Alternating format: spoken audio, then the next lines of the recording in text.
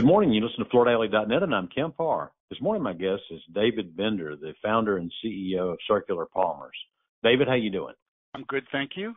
I wanted to talk about the status of this California legislation, AB 863. But before we get to that, we ran the news on Floor Daily back in November of 2022 when Ascend purchased Circular Polymers. And Circular Polymers is based in Lincoln, California, which is a suburb of Sacramento, right? That is correct. Your primary business is to reclaim carpet and send the polymers from that carpet off to a second end use, right? We're the second largest recycler and processor of carpet waste in California. And indeed, the products that we produce go into many different markets for all of the polymers. We actually recycle all polymers that carpet is made from. Why did Ascend want to acquire you? We're really lucky that Ascend acquired us because Ascend is able to use their engineering prowess around the world to drive the nylon-derived products into higher markets and value, which I think everyone in the industry is excited about. I should remind our listeners that Ascend is one of the last suppliers of nylon 6/6 with the exit of Invista from the business, correct? Yes.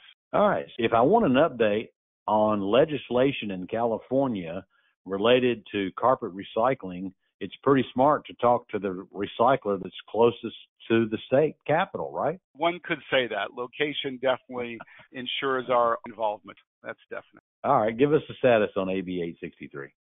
I think I need to start off by talking about CARE because CARE has had huge success against existing benchmarks, and Bob People and his team have really done a fantastic job as shown by the metrics that CARE continues to report to the industry.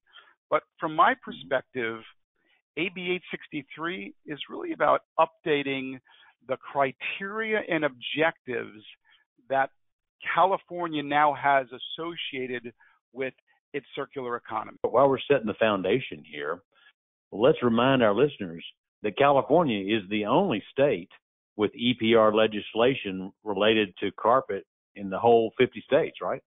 That is correct, but New York has passed carpet EPR legislation, which starts in July of 2026. Okay, so it's the only functioning one, and they've been doing it now for, over 10 years, and from what I understand, they're talking about totally restructuring it. And by the way, it's been through both houses, and it's ready to go to Governor Newsom for signature, right?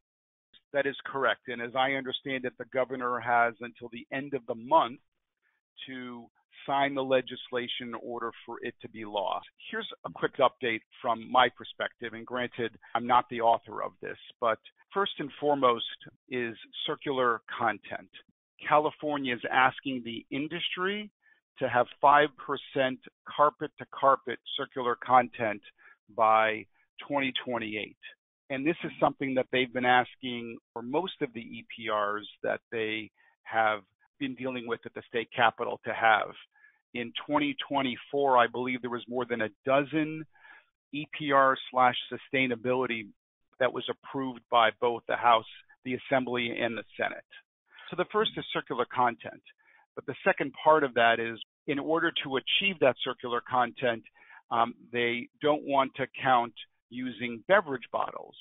And that's because in 2023, California passed comprehensive packaging EPR with some very high recycled circular goals and really are trying to ensure that those bottles can go back into bottles. So it's not enough to just keep it out of the landfill. Now we want you to design your product so that you can put afterlife content back into the new product. Yeah, California is sending a message to all industries of the expectation that they are responsible for end-of-life solutions for their products, and they want to see everyone's product to be able to go back into that product at some percentage. They're going to start at 5% and then ramp it up from there, potentially. Yes, 5% is, I think, 2028 is what they're asking for 5%. So I haven't read the latest edition of this bill, but last time I looked at it, they were going to include resilient floor covering, synthetic turf, and carpet pad. But that's no longer in there, right? So, Kemp, let me just spend a couple of minutes on a couple of the things that are in there. We can turn to all the things they took out. One is publishing product components, where today the commercial flooring industry for carpet, they publish an environmental declaration, and they're asking the residential carpet to also publish components in alignment with the commercial side. And then the other thing is there is backstamping today in the commercial tile world, and I think that the goal there is to put it in the residential side as well to make it easier to sort the carpet and to understand what it is at end of life. All right, so they want EPDs for the residential products, and they also want you to identify what the backing's made out of and what the polymer's made out of on the back of the carpet. As I understand it, that's correct. What's not in the bill, there was a lot that was taken out, but I also believe what was taken out was also a message to industry of what California is going to expect in the future. And I don't know if that expectation is 2030 or 2040. Area rugs were removed. Carpet cushion was removed from the bill. Resilient flooring was also removed. A product warranty on the carpet itself was removed. And very high recyclability requirements was taken out. And finally, they left it as an external fee versus cost internalization, which is where most of the EPR bills have been passed in the legislature. Are we to assume that the Resilient Floor Covering Institute and the Synthetic Turf Council has a stronger lobbying group than the CRI? I mean, how were they able to get their products taken out and carpet still standing there with this program? I'm not a political guy. I'm not sure I can answer that question. What I will say, though, is I think it was messaging to the industry, and we're all going to see more of that in the future. In other words, it's coming, just not in this one. Another question real quick is that this is in the past being paid for by the consumer because they pay 80 cents to maybe $1 per yard when they buy the product that goes into funding this project. So there's been some talk about that going to where the producer pays. Where does that stand? It was kept as an external fee, but carpet might be the only EPR program in all of California, which I believe there are dozens, where the consumer pays twice. And they pay an external fee when they buy the carpet, but then they also have to pay the landfill. And I believe this bill calls for free disposal or care to cover those costs at the landfill. Okay, so you gave credit to Bob Peoples a few minutes ago. My question is, will there still be a care if this bill passes? Absolutely. I started this conversation saying that CARE has done an exemplary job of meeting the objectives that it has. Some people might say the goalposts have been moved.